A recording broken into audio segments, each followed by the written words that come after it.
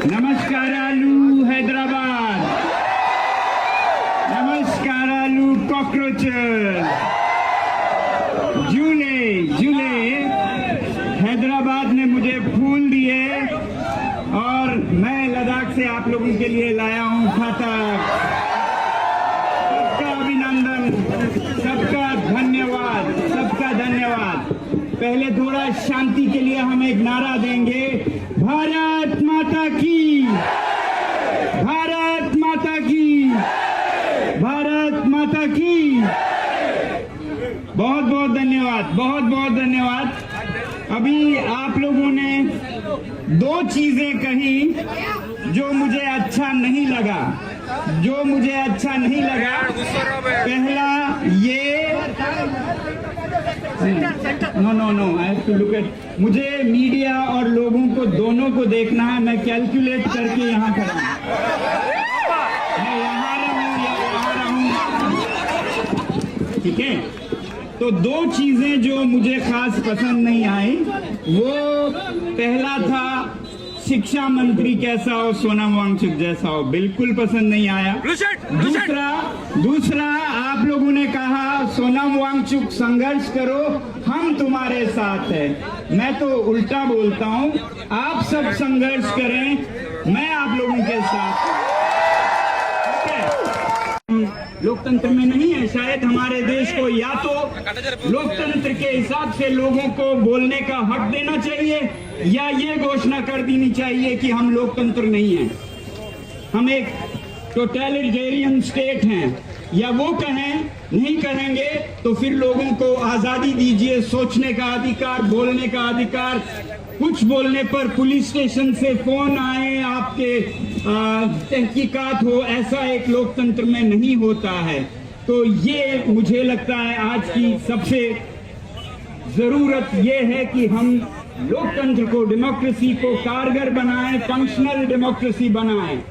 और ऐसे ही घृणा मुक्त भारत, हेट फ्री इंडिया, आज हम एक दूसरे को, जी, घृणा मुक्त भारत, भय मुक्त भारत, जहां डर नहीं हो किसी का और जहां नफरत नहीं हो किसी से।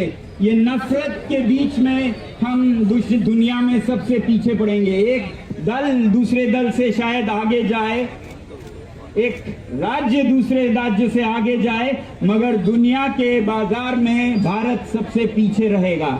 यही वजह है कि सिंगापुर जैसे देश आज बहुत आगे हैं। तो इसलिए हैं क्योंकि उन्होंने आज से कोई 50 साल पहले घृणा को पीछे धकेला। वरना आपको पता है सिंगापुर जो आज दुनिया का सबसे नंबर 1 प्रति व्यक्ति आय में है, वो भारत के बराबर नहीं, उससे भी पिछड़ा हुआ देश था, जहां 60 के दशक में मजहबी दंगे होते थे, कम्युनल राइट्स होते थे मलयज और चाइनीज के बीच में।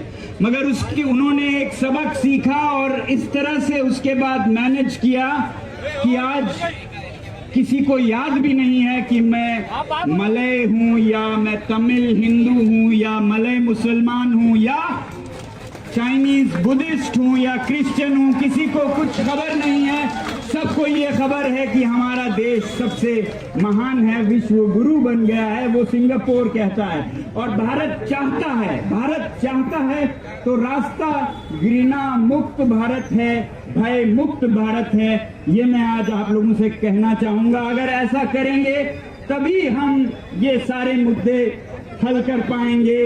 वो चाहे शिक्षा का हो, बिना डर के हम बोल सकें, गलत हो रहा है तो उसकी जिम्मेदारी मांग सकें, उसका इस्तीफा मांग सकें, त्याग पत्र मांग सकें। कोई गलत नहीं मांग रहे हैं, कोई चांद सितारे नहीं मांग रहे हैं। कोई भी गलती हो तो कोई भी जवाब दे, सरकार संवेदनशील सरकार उसमें जवाबदेही लाना चाहते हैं।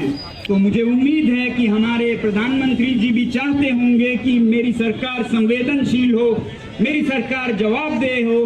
तो जब इतने करोड़ों युवाओं पर असर हुआ और वो एक मांग कर रहे हैं तो उसे उन्हें पूरा कर देना चाहिए। ये मेरी आग्रह है उनसे, आग्रह है, ताकि ये और बड़ा और एक और आंदोलन बड़ा प्रदर्शन ना बन पाए, मैं अभी भी इसे एक आग्रह की तरह देखता हूं, जो बाद में एक बड़ा प्रदर्शन बन सकता है। तो जवाबदेही लानी होगी शिक्षा में और हर मंत्रालय में। तो आज मैं आप लोगों से ज्यादा ना कहते हुए यही कहने आया हूं कि हमें दूर के भारत के लिए शिक्षा और पर्यावरण, शिक्षा तो हम समझ सकते हैं, पर्यावरण भी मैं कह रहा था आप लोग बहुत समझ सकते हैं। जब हम अपने पेड़ों को काट दें, हवा साफ जो मिलती है वो खत्म कर दे, पानी पीने का साफ ना हो हमारे बच्चों के लिए, उसे हम विकास नहीं कह पाएंगे, उसे हम विनाश ही कह पाएंगे, चाहे हम जितने भी शिक्षित हों। तो ये पर्यावरण और ये बच्चों की शिक्षा अगर हम अच्छी बनाएं तो कल का भारत सच में एक उन्नत भारत होगा, एक विकसित भारत होगी, एक विश्व गुरु भारत होगी। नहीं तो ये भारत दुनिया में और पिछड़ता जाएगा। ये लॉन्ग टर्म दूरदर्शिता के नजरिए से, और भविष्य में एक कारगर फंक्शनल डेमोक्रेसी लाएं, जिसमें भारत भय मुक्त हो, जिसमें भारत घृणा मुक्त हो, हर एक को अपनी आजादी संविधान में जो है वो बिना किसी पूछताछ के दिया जाए। मैं